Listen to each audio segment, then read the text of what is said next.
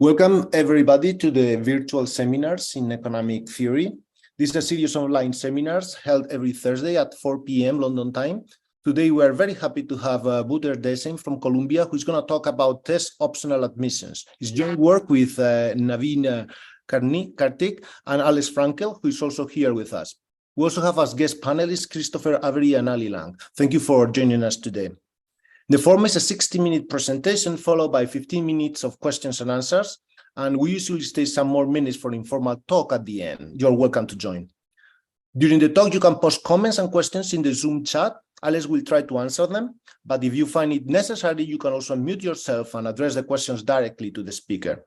Let me remind you that the talk is recorded and that our next talk is after the Easter break, the 20th of April. Paolo Barelli from Rochester will talk about the strategic foundations of rational expectations. Well, Wouter, thank you very much for joining us. The screen is yours. Okay. Thank you, Angel. Thank you very much for inviting me. And also thank you very much for Chris and Annie to agree to be panelists here. And especially my co-author, Alex, to be here and suffer through my presentation. It's always a hard thing to do when your co-authors are presenting. He'll address all the difficult questions. So I'm not sure how familiar everybody is with US college system, but I think it's fair to say that college admissions in the United States is a very hot topic and is under increasing scrutiny. So actually at the very moment, there's some very big suits at the Supreme Court about affirmative action, etc. And beyond affirmative action, one of the biggest debates is often about the role of standardized test scores. So standardized test scores kind of were launched to kind of award academic merit, but they've been kind of come under increasing criticism for maybe perhaps kind of disadvantaged low-income students and students of color. So what we've seen in kind of the last decades, and this is something that happened before COVID, that more and more colleges have basically become test optional. So this is like a post from 2018 where the University of Chicago was basically the first kind of top 10 research university who basically said, look, if you feel that your standardized test scores are not reflecting your academic ability or your potential, you should feel not to submit them. Okay, and what we've seen is that in the pandemic, of course, this trend, I mean, it used to be like 1/3 of all the Common App colleges which did not require test scores by 2019. So Common App is basically, any school that your kids would apply to basically would be a Common App college. During the pandemic, that basically became almost virtually every college in the United States. So interestingly, now the pandemic is largely over, and almost none of those schools, I think with the exception of maybe one or two or a couple, all of them basically have kept their test optional policy. So Columbia just made it permanent. Harvard has basically told that, look, we don't going to change in the next 5 years. So this seems to be here to stay. So if you think about the reason, most schools will basically argue that they're kind of doing that in order to increase the racial and income diversity on campus. So the idea that these scores may really be unfairly disadvantage students of a lower social class or students, maybe Black or Hispanic students. Now, if you think about this as a theorist, and I think many of us are probably economic theorists, I mean, it's a little bit puzzling because at least, we kind of always know that you don't have to use information. So if you're flexible in you can use those test scores, you could always just somehow put less weight on them or even completely ignore them. Okay. Empirically, there's also been a bunch of papers kind of showing that in practice, at least pre-COVID, these test optional policies have actually had limited impact on increasing diversity. So it's not really clear how valid that claim is. On top of that, there's like big cost of doing so. So the the University of California in kind of had a big debate about this, and they launched like a standardized test tasking force, where they did a lot of empirical work, and they kind of found that those standardized test scores were really very good at predicting important aspects of student success, like undergrad GPA, retention, completion. And they're actually predictive for all demographic groups and disciplines, even if you control for a whole bunch of things. Okay, so there's actually even more predictive of success for students from underrepresented minorities, first generation students, families of low income. So this then basically gets us to the main question of our paper is, take for granted maybe that tests are informative, but may advantage privileged students. Why would you ever benefit from going test optional, giving students the freedom whether or not to submit their scores? Why not just require scores, but you could put lower weight on them or adjust for demographics? I mean, how could a college make strictly better decisions by deciding not to observe scores? So that's kind of the big research question.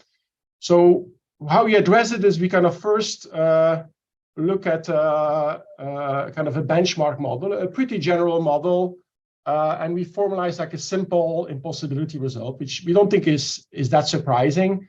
But basically, we kind of show that, look, if you can use information freely, there's basically no benefit from test option in a pretty general standard model. Okay. So then we're going to come up with our theory, which we're going to basically, our story will be that will be one of social pressure. So there is colleges makes those admission decisions, but there's also a society around them which has opinions, which will may criticize or judge those decisions. And if the college will face a cost in our model if its admissions decisions disagree with what society would like to do given their available information. And think of society as parents, alumni, the media, the government, maybe the federal courts, etc. So the idea then will be that by not observing test scores, by basically getting rid of test scores for a certain group of students, the college can kind of lower disagreement. Okay, so think of, for example, if Harvard rejects one student and accepts another student which is very similar, but the rejected student has a high GPA, a high test score, and the accepted student has a low test score, that kind of may create some controversy. While if society doesn't observe those test scores, it kind of people won't really know, and they'll kind of have more freedom to kind of act on their preferences, say for diversity, say for legacies, without being criticized by society. Of course, there's a trade-off here. Like getting rid of information may reduce disagreement, but you also have worse information to make decisions. Okay, so that's basically the main trade-off in our paper. So our question then, suppose that social pressure is driving a move to test optional. What does an equilibrium look like? In particular, how does a college compare students who submit and does not submit test scores? Which students submit test scores? And in particular, how do admissions outcomes differ from test mandatory? So what students are harmed, what students benefit in test optional environments? So I think these are important questions. And then finally, when do colleges actually prefer, given that trade-off from going test optional? And in particular, at the end of this talk, hopefully I'll get there. We'll think about what happens when you ban affirmative action or raise aware admissions, and to what extent can that push colleges from test mandatory to going test optional and test blinds. For example, there's a lot of attention to the Supreme Court considering the legality of raise aware admissions, and many observers have kind of speculated that if affirmative action is banned, this may really kind of more solidify more colleges becoming test optional or kind of remaining or even becoming test blind. So that's kind of the big questions that we're going after. So this is basically the overview. I don't know if there's feel free to ask in particular clarifying questions, but also jump in with any other questions. But if there's no questions, I'm going to now first start basically with the puzzle. So the puzzle is this impossibility result for a kind of a general class. Okay, so this is not our story yet. This is kind of like why are we kind of initially puzzled by this test optional movement? So think of so our model. I should be clear. We're kind of ignoring competition. We're going to assume that basically there's like one college which needs to decide whether or not to admit a student. Okay, so we're going to think of a college having some utility of admitting a student, where this utility will depend on ability of the student, some holistic fits, some observables X, some private type Z of the student, and the student basically gets a pay of 1 if admitted, or 0 if not. Then the timeline is, we're going to think about colleges having commitment power. So the college will choose an acceptance rule, which is basically a mapping of everything it observes to whether or not it accepts a student. The student will learn its type, and we allow here in this general model for the student may engage in some test prep effort, where that effort could be cheaper or easier for certain characteristics of students. A test score will be realized, which may be arbitrarily correlated with effort, with type, with ability. Students may have a cost of applying to college, which could also be a function of their type. So it's a pretty general model, which would kind of incorporate many of the ideas that certain classes of students may be disadvantaged by test scores. So they may face very high cost of test prep. They may face high cost of applying to schools. The test score may not reflect their ability. We kind of all allow for that. So if a student applies, then under test optional, they choose whether or not to submit their score. They can also send some cheap talk messages. This kind of avoids, we don't want to have the fact that kind of going test optional is like a signal. So that's why we want to allow the student to kind of also signal in under test mandatory. And then the college will make admissions decisions based on everything it observes, including the submitted info. So as I'm saying, this is kind of a pretty general model. This is not going to be our main model. So this is just our benchmark model. And the result you have here is that in this setting, a college cannot strictly benefit from being test optional. Why? Well, in this setting, not having information, deciding not to observe the test score, cannot be useful if you're free to use information as you like. In particular, you can take any equilibrium in this game under test optional, and you can perfectly replicate it by requiring test scores. Okay? It's almost trivial. Basically, what you can do is you can simply ignore test scores from those students who would not have submitted under test optional. So if you can perfectly predict that, that's fine. If you cannot perfectly predict that, the cheap talk message, students can basically indicate whether or not they would have submitted or not. So given then that you can replicate the outcome, students have exactly the same incentives to exert effort, to apply, etc. And you would be able to mimic it. And of course, possibly and likely you can do slightly better. You can put some weight, you can, so that's kind of our benchmark result. Now, starting with this benchmark result, we try to think, okay, how can we get rid of this? I mean, how can we break this result? So one thing which is obvious is, we allow for the cost of preparing for test scores, for prepping, but we kind of assume that everybody takes the test. So if somehow there's been another paper which basically assumes that some students have no access to a test.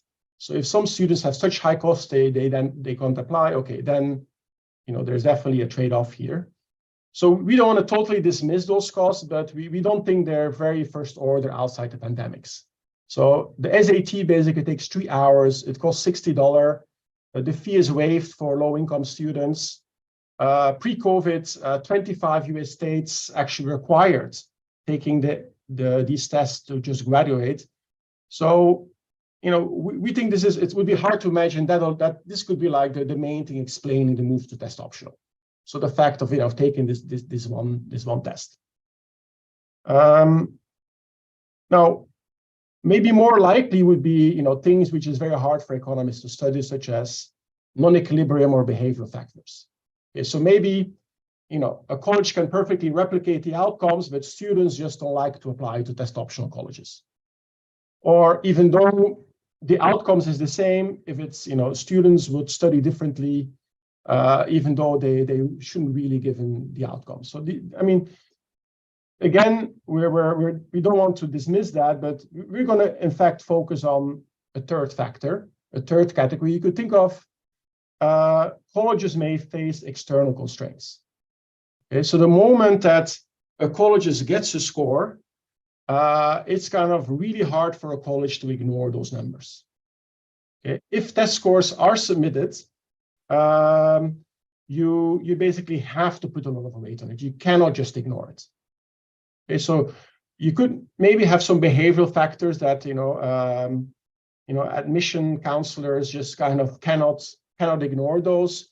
We're going to think more about kind of the social pressure. So the moment you see those scores, it's kind of really hard to kind of turn down students with high scores and accept students with low scores. And in the end, that social pressure will affect you, and that's why you prefer not to see those decisions. So that's going to be our approach. So we don't want to be completely dismissive of these other reasons, but that's, we found that most appealing, and we wanted to kind of investigate this channel in this paper. Okay, so let's go ahead. As a non-American. So question one about the first bullet is that I suppose taking the SAT is probably not very easy unless you live, if you live outside the United States, unless you happen to be in a major city. So, I'm not saying this is the story, but if these colleges are really concerned, they feel like they have to apply the test standard either to everybody or nobody, they can't discriminate by where you live, then maybe they care a lot about what's going on with students who live in Indonesia, say, then that might make the costs actually really significant, right?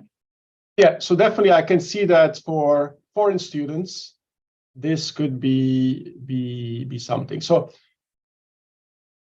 I haven't heard any school kind of mentioning foreign students. So they're really very focused on domestic students, and foreign students often, those that apply pay a lot of money, and it seems that they're able to take those tests as well. I haven't really studied that, but that's a good point. Definitely in the United States, these tests are quite accessible. Yeah, within the States, this is true. But even for the GRE, which is analogous, a lot of students have trouble accessing the GRE actually for grad school admissions. I know this from experience. Actually, this is a great point you're bringing up there. So this debate about test scores has now really expanded. So people are talking about the GRE for applying to grad school. In high school, many private schools also apply their standardized scores to get into high school. Even for kindergarten, and maybe some tests. And so there's like a big movement on all levels against standardized test scores, that these things are kind of unfair.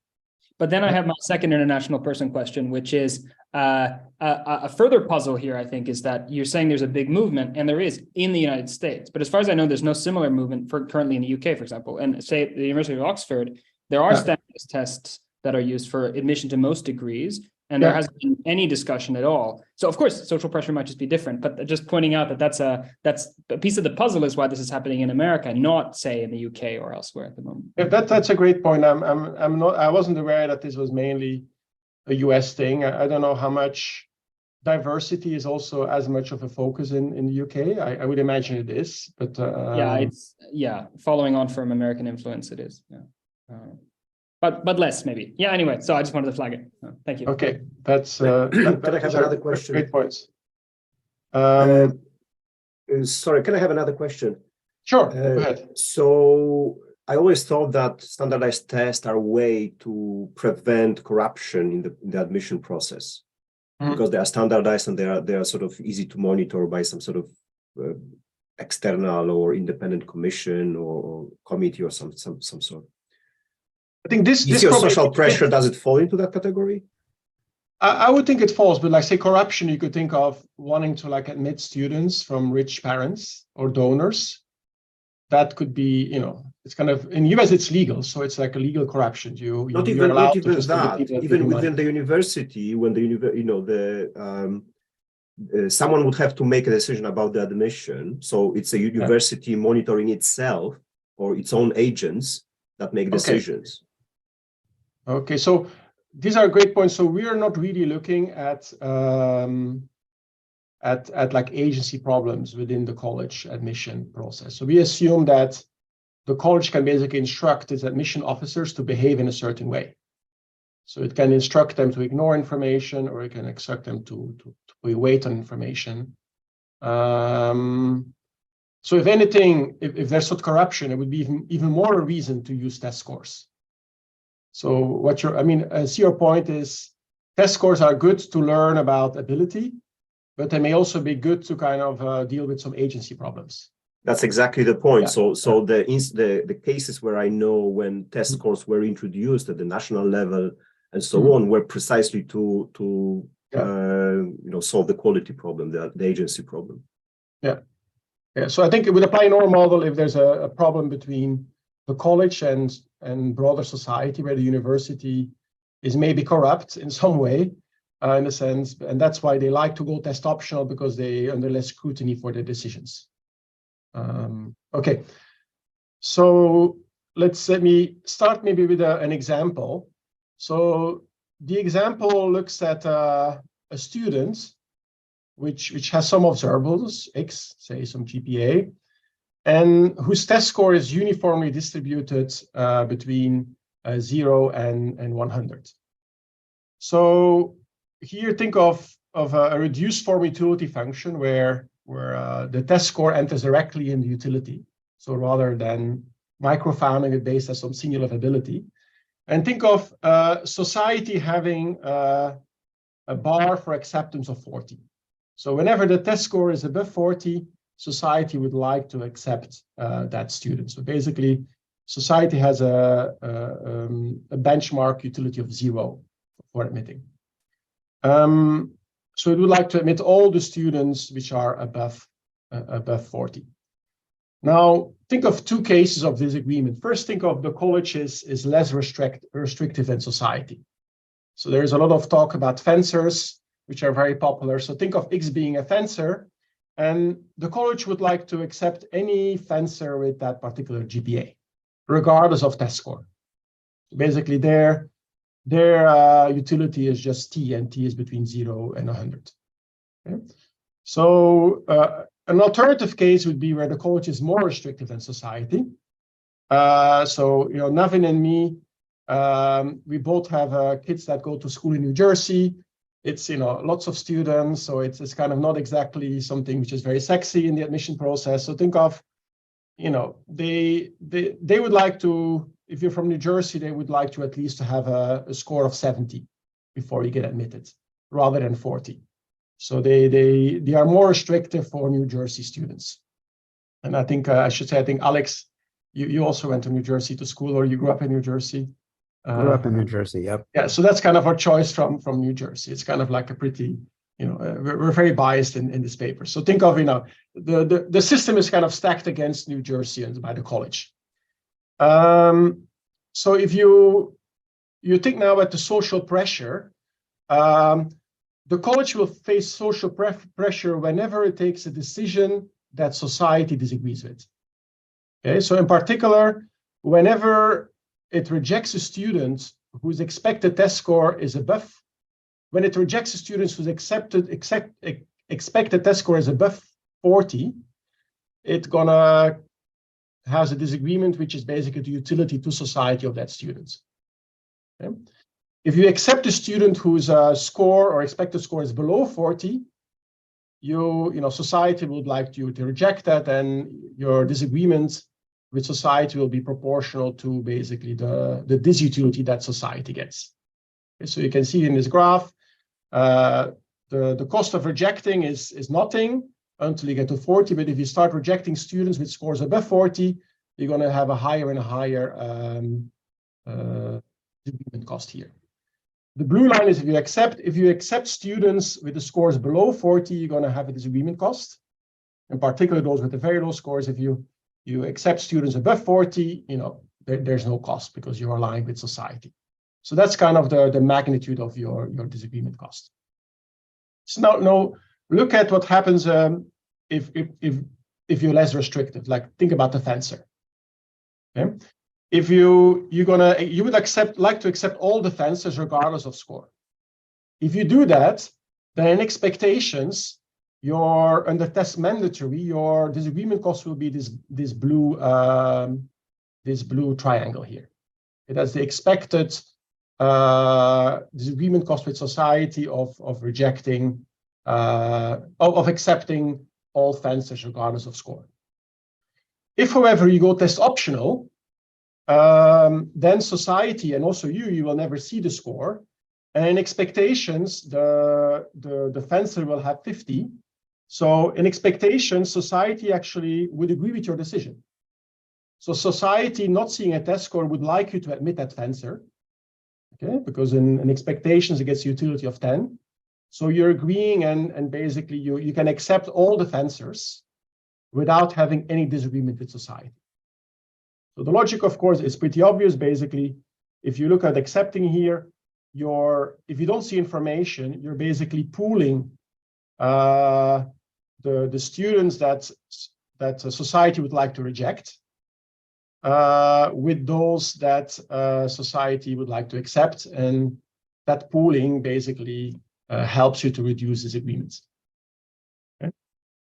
Now, so here clearly, you're better to go basically test blind in this case, and you get basically your first best without any disagreements. Now think of the case in which you're more restrictive. So you have a New Jersey applicant. So remember, society's test score is 40, college's test score, your bar is 70, and think of the following rule. So assume that you will just apply your first best rule, which is rejecting a New Jersey student who submits a score below 70. Okay, but you also say that, look, if you don't submit under the test optional, if you don't submit, I'm going to accept you with a small probability. So if you don't submit, I'm probably going to reject you, but with some small probability, I'm going to reject you. Okay. Now under test mandatory, everybody has to submit, and your disagreement score now is this red triangle here. So I'm basically rejecting all the rejecting all the students below 70, and there's that disagreement here because society thinks I should accept those between 40 and 70. So this is kind of being too strict. If, however, I use this rule here, then I know that the students below 70 won't submit.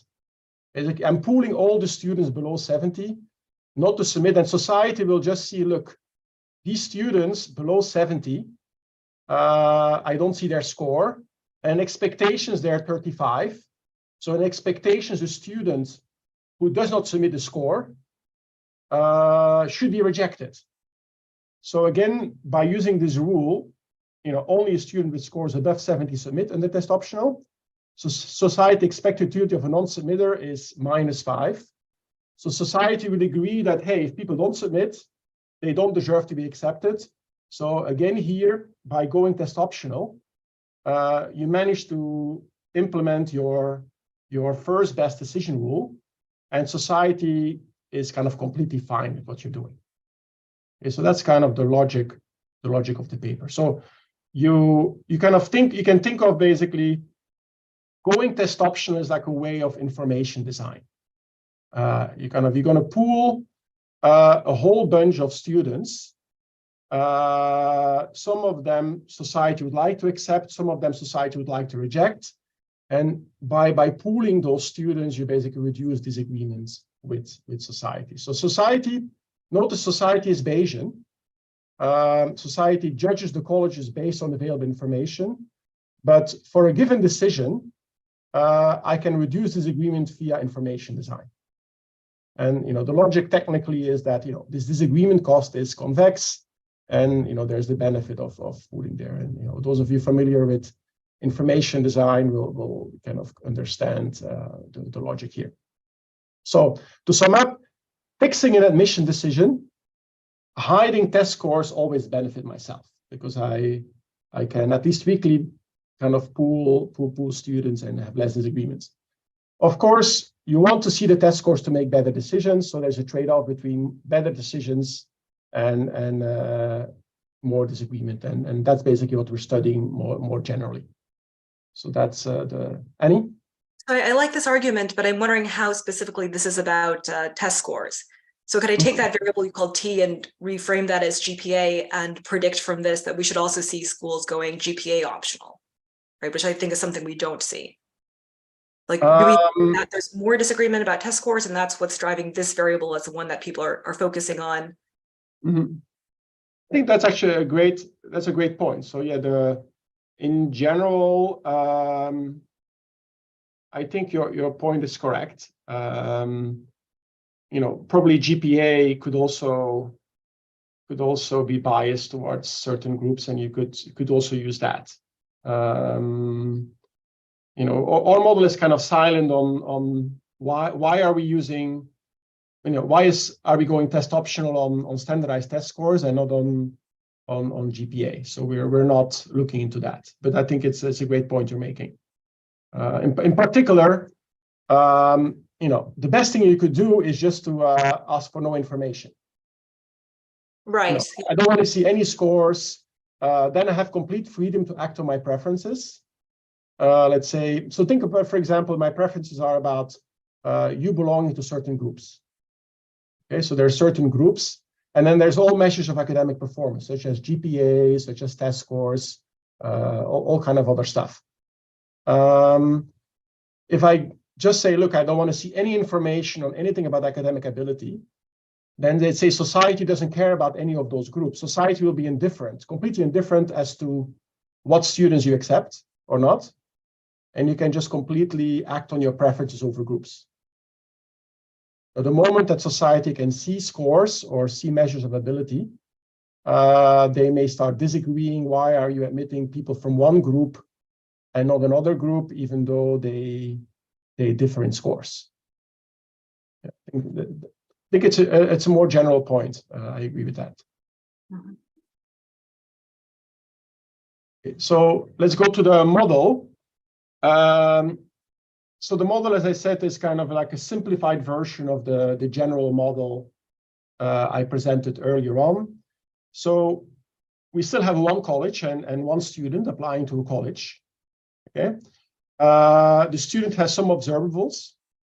So there's no more private information. So the student has some observables and has a test score which is arbitrarily correlated with observables.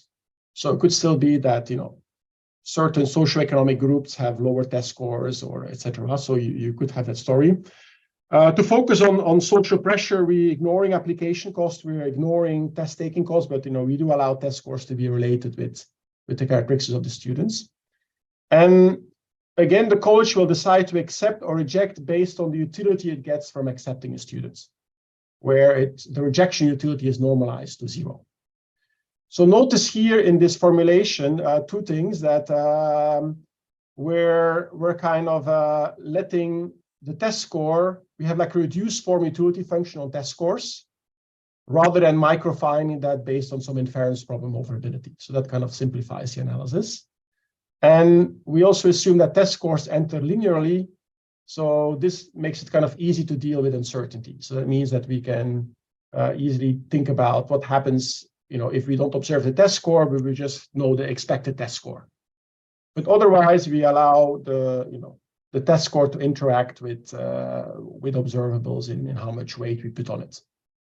Okay, so this is otherwise busy. So society has also similarly a reduced form utility function, which is kind of linear in test scores and in a function of observables, and has a rejection utility of 0. Okay, so the disagreement cost is as before. So a first thing to note is that the disagreement cost is not a function of the test score, but is a function of the expected test score. So society is Bayesian. Society will, given the equilibrium of submission behavior, will try to infer an expected test score. And all what will matter given this formulation will be the expected test score, TS, okay, which could be the real score of Bayesian. So if my disagreements, if If I reject a student and the student and society has a positive utility of it, my disagreement will be proportional to that utility of accepting that student by society. If I accept the student and society thinks it should be rejected, then my disutility is just simply proportional to the disutility of society, given, of course, society's information. And as I noticed, like the whole argument of the paper is that by going test optional, you can change the information that society has, and hence you can kind of change that disagreement with society. So now if you think about your full payoff here, your full payoff will be a function of your underlying utility, which is a function of X and of the real test score, and as a function of your disagreement with society which will be a function of the information, the expected test score. So, and then delta is basically the weight, like the importance of social pressure. You could think of as a parameter here. How important is that social pressure? Okay, so there's no asymmetric information. So everybody has the same information. The observers are always observed. The test score under test mandatory is observed. Under test optional, the student chooses whether to submit. Okay. Now, importantly, the way we model admissions policies is we kind of break it up in two parts. So first, the college has to decide how to treat non-submitters. Okay, so we're going to assume that the college will, if you don't submit, they're going to treat you as if you had submitted a particular score, which we call the imputation. So for non-submitters will be imputed a test score, which can be a function of their observables. That's how I treat you if you don't submit. Then there's going to be an acceptance rule, which is like a mapping of your observables and your test score to the probability of acceptance, where the test score is either your true test score or the one that I imputed here using that rule, using my rule. Okay, and we're going to require monotonicity. So monotonicity is basically higher test scores are always good news. They're weakly better. You know, you could just think that students can always, if they want, they can always obtain a lower test score. So that would be a micro foundation for this monotonicity. So the people understand this. So there's basically that's how the admissions policy the college commits to. Now, we consider two cases. One is where the college has completely free to choose this acceptance rule, and one where the acceptance rule is basically the acceptance rule is always chosen flexibly by the college, but we study both flexible and restricted imputation. One where the college can choose how to treat non-submitters, and one where society or some other constraints decide how you have to treat non-submitters. So why is the latter relevant? So many colleges basically say something such as applicants will not be penalized or put at a disadvantage if they choose not to submit their scores. Okay, so or Dartmouth says our admissions committee will review each candidacy without second guessing the omission or presence of a test score. So we call that's kind of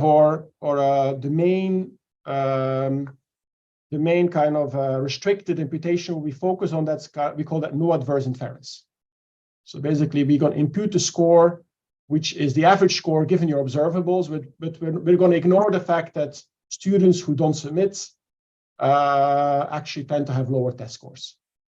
An alternative would be I'm just always imputing a standard test scores, or you could also think of I'm going to control for certain dimensions, for example, GPA, but for example, I'm not going to punish you or control for your social economic status or your race in kind of imputing the score. So these are kind of variations of no adverse inference. Okay, so this is basically the restricted examples of restricted imputation rules. In most of the paper, we actually studied the idea where society has complete freedom in deciding how to treat students which don't submit. Okay, so the model, how do students decide whether to submit? It's very easy now. So our assumptions is that a student with observables X and score T will submit, when, if and only if its score is higher than its imputation. And if its score is smaller or equal than its imputation, it will not submit. Notice that since the acceptance rule is increasing the test score, imputed or observed, this is optimal behavior. Okay, so basically, the imputation rule becomes an instrument of information design. So I know that given imputation rule, everybody with a score below that imputation will not submit and basically will be pooled. So that's kind of, you can think of how it's kind of the instrument that the college can use to kind of manipulate the information that society and also the college will have. Okay? If I choose a very low imputation rule, everybody will submit, and it's the same as test mandatory. If I choose a very high imputation rule, nobody will submit, and it's equivalent to test blind. We don't see any test scores. And then you can have intermediate cases. So of course, this assumes that students understand the imputation rule and they best respond. You know, we're in economics, so you know it's clear that maybe today we're not in equilibrium yet. You know, I have a high schooler, and I can know there's lots of speculation on whether or not you should be submitting your scores or not, and there's a lot of advice on that. But you know, that's what we're working with. Okay, so wrapping up. So just to remind you, the college chooses a test regime and admission policy, which is acceptance rule and how to impute scores that are not submitted. It has a utility which has an underlying utility on observables and test scores, and then a decision rule, a disagreement cost, which is a function of the TS, which is either T if students submit, and which is the expected score conditionally on not submitting is basically T conditional on T being smaller than tau if students don't submit. Okay. Why this here? Because remember, we assume society is Bayesian. Society is not fooled. Society, in deciding whether or not they agree or disagree with your decision, they are fully aware that the non-submitters tend to be the ones with lower test scores, and it takes that into account. Okay, and okay, a final thing which is very important, you can think of under test mandatory. So if we see all the scores, maximizing the college utility is equivalent to maximize some ex post utility. And the ex post utility is basically a weighted sum of your own utility and utility of society, where you put a weight of delta on the utility of society. So we're going to use a lot of that. So in particular, my first result will be that under test mandatory, you're just going to use this utility whether or not to accept the student. Okay, so that's going to be, okay, so let me, okay, one more thing here. An illustration. So this is a utility function where my utility is a kind of additive in observables and test scores. But there could be disagreement on how important are test scores. So think, for example, of the test score bar when college puts less weight on test scores than society.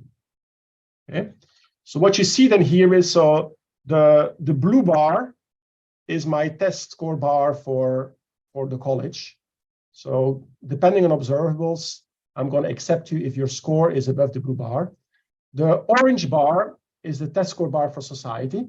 Society puts more weight on test scores, so it's and what you can see here that for the same example, if observables are high, so in this range here, the college is actually less restricted than society because it puts less weight on test scores. When in contrast, when X is low, so low observables, society is actually, the college is actually more restricted than society. So we think in general, we can think of the college for certain observables, it will be more restrictive, and for other observables, it will be less restrictive than society. And this kind of illustrates this here. Now, in reality here, the ex post bar is always in between. So this is the utility that it will use as a bar, like taking into account the social pressure. The college will not use the blue bar, it will use the green bar, which is basically U star. So I'm going to use that a lot in our propositions, this U bar. Okay, so solving the model, very easy. Under test mandatory, I'm going to accept a certain type if and only if my ex post utility is positive. So I'm going to accept you if and only if you're above that green bar. Okay, so there's going to be, if T is above the green bar, I'm going to accept you. Notice that, I may accept less. I'm accepting less students here when X is high, and I'm accepting more students than I would like to when X is low. Now let's go to test optional. So in the test optional, fix first imputation rule. So for any imputation rule, I'm going to have an optimal acceptance rule where I'm going to accept you if my expositility is positive and you're supposed to submit. Okay. And I'm going to accept a non-submitter if and only if my expositility is positive given the Bayesian inference I can take over your type, or given the Bayesian inference that society will take over your type. So compare here. Here we just use we accept you if the expositility is positive given T. Here we're going to accept non-submitters if the expositility is positive given the inference that society takes of that type. Okay? If you submit here, So notice that on path, so this is the average score. On path, we're behaving optimally, but we're also off path committing to reject students who submit and they should not have submitted. Okay? If your score is below the imputation rule and you do submit, we reject it. We are kind of committing to reject you. Okay? Because we want you to pool. We need you to pool with everybody below that score. Which may or may not be exposed optimal. Okay, now we're getting our two main propositions. They basically correspond exactly to the two cases I described earlier. So case one is where I have the college has a lower bar than society. Okay, so the college would think of fencing. So I like to admit fencers. So consider flexible imputation. College has a lower bar, so its bar of college is below the ex post rule and is below society's rule. Then there's two things I can do. So either I'm going to pool all students. I'm going to set the imputation rule very high so that nobody submits, and I'm going to accept you regardless of your test score. So that's what we did in the leading example. This minimizes any disagreements, which is great, but notice that I'm also accepting students which I would not like to accept, those with low test scores. If that's too costly, instead I may just duplicate the test mandatory outcome. I'm setting my imputation bar low. I'm rejecting non-submitters, and I just use the ex post rule.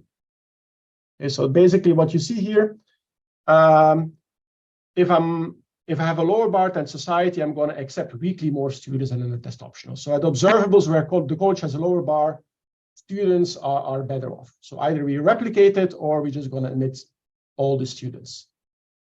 It's one of those two cases. So, so very clear. So now let's go to the example where the college has a higher bar. So these are the New Jerseyans. So my bar, society would be much lower than me. Remember, it was 40 and 70 for me. Let's say, the exposed bar will be somewhere in between. So notice on the test mandatory, I would accept you if you're above P star, above the exposed bar. What I'm going to do now, I'm going to make sure that I pool all the students that I reject. Okay. So I'm going to impute a score which is somewhere between my exposed bar and my first best rule. And I'm going to reject everybody that does not submit. Think first of the case where I'm just replicating the test mandatory outcome. I'm still doing much better because under the test mandatory outcome, I'm both accepting, I'm rejecting students that society is okay with rejecting, but I'm also rejecting students that society would like me to accept because T star is above TS. By pooling all those students together, I'm lowering my disagreement with society. On top of that, I can adjust my pool of admitted students by making tau higher and rejecting even more students, because now I have a lower disagreement cost with society, because I pool the students that I reject with those that society agrees to reject and those that society thinks I should be accepting. Okay, so again here, if I'm more selective, I'm going to now reject weakly more students in the test optional. So an observable college has a higher bar, students will be worse off. So think of our example. Society test score was 40. My test score bar was 70. The express bar was somewhere in between. Think, for example, as 55. Under test optional, I could just impute the test score equal to 70 for non-submitters. All those below are pooling, and I'm rejecting all those that don't submit the score, and I have no disagreement. So that's kind of a case where I'm imputing exactly equal to 70. Now, the general proposition is that, well, the result is I'm going to put a test score bar somewhere between 55 and 70. Okay? What's going to happen is that now a student with a score between 55 and tau will be rejected on the test optional and accepted on the test mandatory. So these students are now worse off. And as society, I have less disagreement cost with society. So it's kind of a here going test optional. So one insight here is that test optional is just not a way to accept more students that you like. It's also a way of rejecting students that society would think you should have to accept. It kind of gives you more freedom in doing so. Okay. So notice here, wrapping up here, test optional with flexible imputation always improves on test mandatory. So you always have the option to replicate the test mandatory outcome, but for observables at which I have a lower bar than society, I might do strictly better. I might be able to either duplicate or accept all of them. And at observables at which I have a higher bar, I'm always doing strictly better. So in general, test optional, basically, you always want to go test optional if you can control imputation very finely. Now, let's quickly maybe talk about restricted imputation. I think time is running a little bit short. So I'm going to go fast over this. Remember, restricted imputation, the imputation rule cannot be chosen now. So for example, assume that I'm having to do the rule of no inverse inference. So I'm having to kind of impute you the score, which is the average for your observables. What can we say about students benefiting or being harmed? You know, let me go quick over this, but the general thing we can say now is that students with low observables won't be affected. They're going to be rejected. Students with intermediate observables, they will be harmed, and students with high observables will benefit. In particular, with low observables, if you don't submit, you just get rejected. So there's no difference between, you know, you would have been rejected if you submitted, and now if you don't submit, you also get rejected. With intermediate observables, I'm imputing a score above the exposed bar. Okay, you're in these meetings, but I'm actually rejecting you if you don't submit. So now there's this pool here. You see where my hand is. That pool of students under test mandatory would have been accepted, and now they are rejected because they're getting pooled with everybody below that no adverse inference bar. So they're worse off. So these are like the kids with decent scores and decent observables, but they're like in the middle. They're called out. Now the high observables benefit because the imputation is such that it's optimal to accept everybody who does not submit. So now those which would have been rejected here, they have high observables. If people saw their test score, they would have been rejected, and now they're accepted.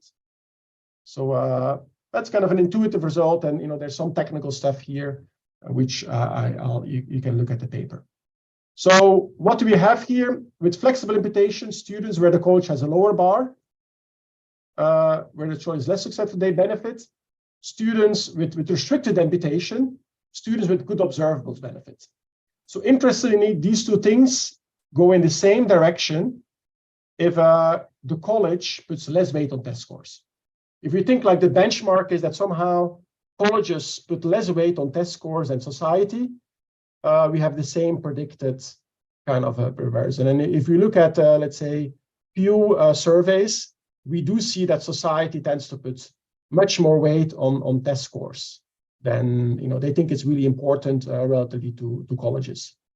So that may be the case. If the opposite, if colleges put more weight on tests, then we actually have the opposite prediction. Okay, let me briefly go over test management. So does the colleges benefit? Now we cannot say anything because, at some X's, it's exogenous. It can help you, it can hurt you. Sorry, could just quick question yes, about go the ahead, Anna. last slide?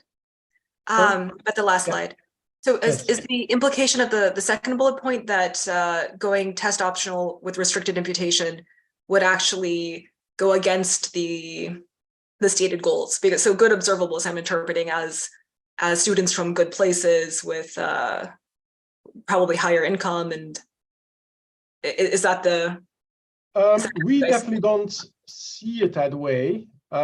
We think of good observables could also be good curriculums, good GPA, those things. But I see your point.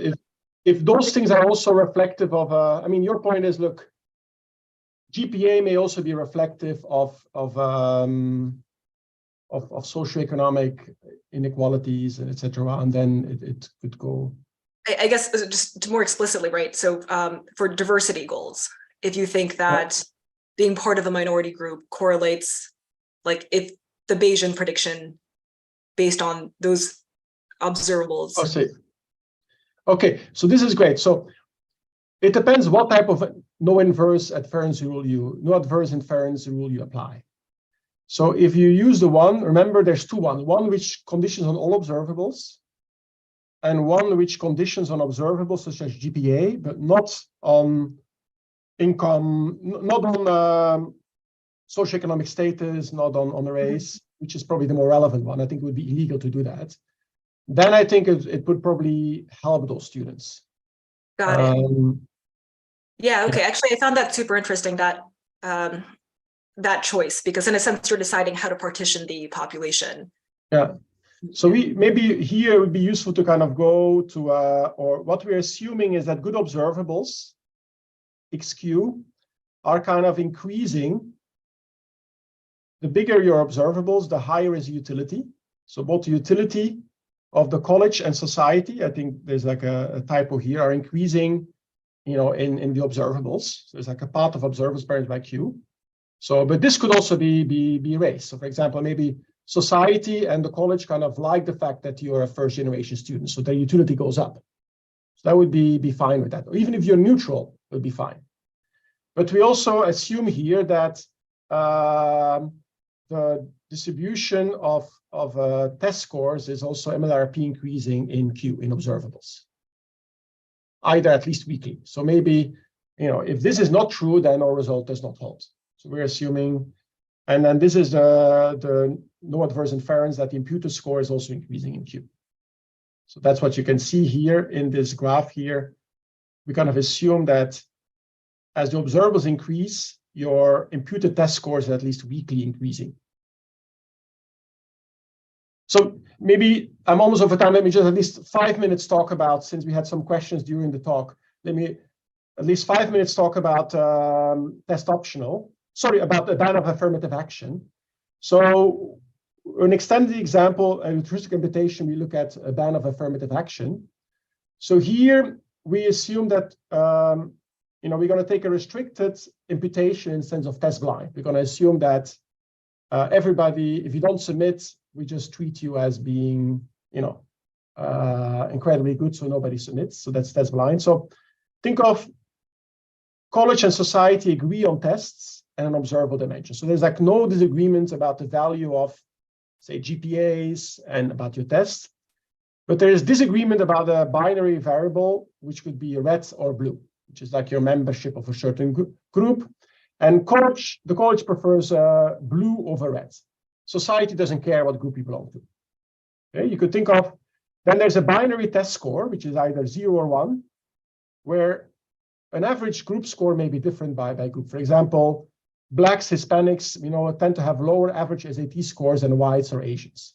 So, but college may have a stronger desire for diversity than society, for example, in California. So here you have a bias towards the blue group, but the blue group also tends to have lower scores. They're less likely to have a score of 1. The opposite, legacy donor families, maybe they have privileged backgrounds, they may tend to have higher scores. That would be the opposite case. Now, if affirmative action is allowed, then the college can condition admission on whether or not you're red or blue. So they can apply like a different bar for X0 or for T to admit you. If affirmative action is banned, then you cannot condition on the membership of a group. And since one group has a lower score on average, now your test score will become a signal of what group you belong to. Okay. And the college will then choose, based on whether or not affirmative action is allowed or banned, the college will choose whether or not to go test manager or blind. So we just focus on these two extremes, where test blind is basically, you only have 2 scores. We impute you a score equal to 1 if you don't submit, so nobody submits. So what's happening? What happens now is that if affirmative action is allowed, you always prefer to see test scores. Why? Because you and society have the same preferences about the test scores and about X1, and also we assume X1 is uniformly distributed, so there's really no value here to go test blind. If affirmative action is banned and your group has lower test scores, however, then test scores become a signal of your group membership, and so the college would put actually less weight on test scores than society. So now there's a wedge in how much test scores should count. So society now, when it sees a low test score, it thinks, it's likely that this is from my favorite group, so they want to put less weight on that. If they see a high test score, they think it's likely to be from the other group, so they also want to put less weight. Okay. Given that we have this conflict now, it may become optimal for the college to go test optional blind here in this setting. And this is more likely if there's bigger differences in testing between those two groups, if there's more social pressure, and if I care more about admitting students from a particular group. So in the end, we know society prefers to ban affirmative action because it doesn't care about the group. It also prefers to see test scores. So the result of that is that actually banning affirmative action can backfire if it actually pushes the college to go test blind. Okay, so that's basically the result of this action. So let me wrap up here. So we have a model of test optional versus test mandatory college admissions. So avoiding information can reduce social pressure. It's kind of information design, so we have less information. How do I avoid information? Basically, I decide how to evaluate non-submitters. So this imputation is a way of pooling students below a certain score, and students only submit if they're above that score. So that's how I basically design the information. Which students benefit from test optional? If the college is free to evaluate non-submitters, it's the students that the college prefers relative society. If they're bound by promises not to disadvantage non-submitters, it's students with good non-test observables. But some good points by Annie there that we have to kind of think a little bit about some of our assumptions. Banning affirmative action can push a college to stop wanting to see test scores, which is relevant to the California system in the past. And do you seem the US Supreme Court is likely to strictly severely restrict race conscious admissions, and observers think that this will lead to test blind. Okay. Let's open the floor to questions. So thank you, Wouter, for this excellent talk. So, I mean, there's been a lot of action in the chat, but I hope that there are still some questions remaining. So let's start as usual with the panelists. So, Annie, do you want to start maybe? Sure, yeah, I did have some questions. So one is, here you've considered society to be a monolith with a single preference. If you now consider sort of many different groups in society, each with different preferences, and you experience a disagreement cost with respect to each of them, does that actually strengthen the desire to go towards test optional and remove information? You have really great questions. I actually never thought about that. So yeah, so just to repeat, yes, we're assuming that society is a monolith. So I guess you could think of, I don't know if it would work. Let's say that some students are, for a given group of students, one group of society is more restrictive than you, and the other group is less restrictive. The question is, do you still benefit from pooling students? I would speculate it's still good if nobody sees any information. Let's say you go test blind. nobody can judge you. So I think there's like a broad sense is that somehow, you can do what you want. But our prediction in our model is that if you are more restrictive than society, then you reject non-submitters. While if you're less restrictive than society, you're going to start accepting non-submitters. So I don't know exactly how that would play out. So great question, and we should think about that. Yeah, it could be interesting to do a comparative static even as society becomes more polarized versus more in agreement, how that changes the pressures or the benefit of going test optional. And the other question I had was, so you do draw like a line here between the controversial attribute and everything else, right? Where you essentially assume that there's no disagreement over the remaining, or actually that wasn't clear to me because you have different preferences over the other. So this is in the last example, the test banning affirmative action. That's a concrete example to study restricted imputation. That's the only case where we assume that there's like this. In our general model, we're much more general. So we kind of allow these things to interact. So test scores and other observables may interact, and right. It doesn't really matter. Disagreement costs are only experienced over T, not over the other. No, the disagreement cost is really okay. In our general model, the disagreement costs are experienced if society would like to accept that student and you want to reject it, given all the information. Then it doesn't matter where it comes from. Or if I want to reject it and society wants to accept it, and given everything we observed, and we have like very general preferences. So the preferences in the general model and the results hold for the general model. Here is this here. So my society is a function of observables, and observables interacting with test scores, and society has a different function of observables and test scores, and this is pretty general, subject to this reduced form and test scores entering linearly. Got it. Okay, I just misunderstood that. Thank you. Yeah. Okay, Chris, go ahead. But great questions, Annie. This is really fantastic. No, it's a very interesting paper and super timely. So yeah, great that you guys are writing it.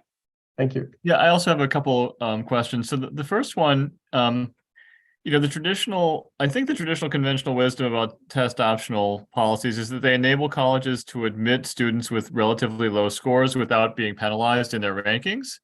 And that feels very consistent with all of your, these disagreement costs.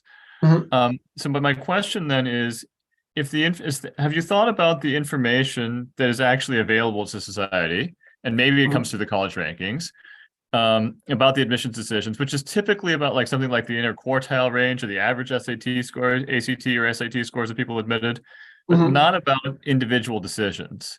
So I'm wondering if you modeled the society is actually observing exactly something in the aggregate about the decisions rather than the individual decisions, how that affects the interpretation. And I've got one more question after that too. Yeah, so I think great question. So initially we actually had a model where we just looked at rankings, and then we just decided to make it broader because we also see there's lawsuits. And lawsuits are, in almost all the lawsuits, they're actually looking at test scores, and they're using test scores to basically say that, so we think the model, it's kind of nicer to work with a more general model. So, but I agree, like one interpretation is that the social pressure is basically the rankings. Just the second question is, just to add a little bit to that, the ranking story is also kind of inherently non-Bayesian, like society is sort of being tricked. And we sort of, like Wouter said, we started with a model like that, and we found that like a little bit unsatisfying. It doesn't really seem like sort of a long-term equilibrium. It just kind of seems like people gaming something, and then next year they'll do something different. And so we kind of felt like this was a more robust intuition, but it's certainly related to the ranking manipulation as well. And to your other question, I think we kind of wanted to have a model where there's no information asymmetries between society and and the college. I know at least in lawsuits, again, we know that they actually get all the information that society gets. So that would be an example. Newspapers often come up with particular cases. So they say, oh, this student with this scores didn't get admitted, and then another student. Parents may hear stories about certain students being admitted. So I take it, we could have, it would be interesting to, if you see, I think, statistics, my guess is that it would go through. I mean, it would just, I'm kind of more prone to speculation than my co-author. So since Alex is here, I'm going to say we should study it in more detail. One thing we also think. Let me Go just ahead with your other question. Go ahead. I'll ask my other questions, and then hopefully leave time for other folks. There was discussion in the chat about MIT, which has conspicuously gone to test required again. And so it occurred to me, since we're seeing some differentiation, to think about Yanku Che's paper about how colleges want to differentiate themselves from others. And I'm wondering if you have thought at all about whether there's also some matching component to the choice of test optional or test mandatory on the college side. And that they're trying to, that's a way of, that they're signaling maybe on both sides, but especially on the college side to, trying to attract applicants. So to the extent that that's a relevant force, I don't think things, it doesn't seem to be going on because people are kind of imitating each other, except for MIT. So they're all kind of pooling. So if anything, there seem to be more complements, but our model assumes a monopolist. So there's, think of our model as being representative of, say, University of California, where people will apply to University of California, not to other schools, or there's only one Harvard out there. So people care about Harvard, and Harvard doesn't really see competition. I think would be interesting, but we're not studying this in our model. Yeah, I mean, MIT, I think, is super interesting in the sense that they exactly say that, and this is also some of the things that Annie was saying, that everything is stacked, everything is biased against certain groups. So why would you single out test scores and not other stuff? I think test scores is just something which is very objective. And since it's so objective, it really gives you a lot of scrutiny. As people said, it gives you a lot of accountability, and colleges don't like that accountability.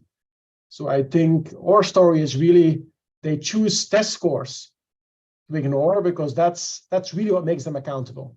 Like GPA, I mean, GPA differs a lot from, some schools everybody gets an A, other schools there's great inflation. So it's less something that keeps you accountable, because the test score is really something that makes you really accountable to the whole society. And I think that's exactly why they're focusing on those test scores. The competition aspect, okay, yeah, I don't know if Alex has anything to say about competition. Interesting, but we haven't studied that. I don't know, we're almost out of time, and I see hopefully Alex has been able to answer most of other people's questions, but I don't know if there's I'm going to be around for another 15 minutes. So if you have more questions, I'm happy to stick around and take them offline. Thank you, Wouter. I think that we can close the formal part of the seminar. No, we thank everybody for joining us today. Okay, but we are going to remain some minutes for more informal discussions. So, I mean, please join us if you want. Thank you.